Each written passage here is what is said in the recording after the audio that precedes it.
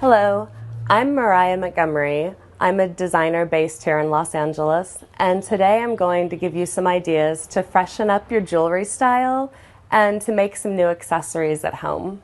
I got finished repairing this jewelry piece. I had to put in some stones that had fallen out, and I noticed that some of the extra glue, you can see it.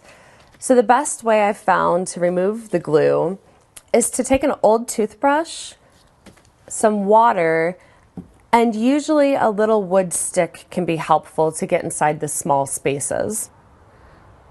So use the wood stick and you can kind of get inside the crevices and just push the glue out. Just go slow, that way you don't damage the piece. If the dirt or the glue is really stuck on there, take your toothbrush and the water and just get it wet.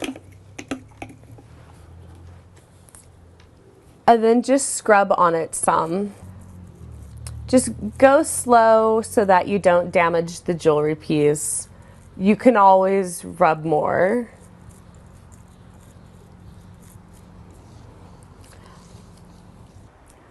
So next time you have to clean some glue off your jewelry, I hope these tips can help. Thanks for watching. I'm Mariah.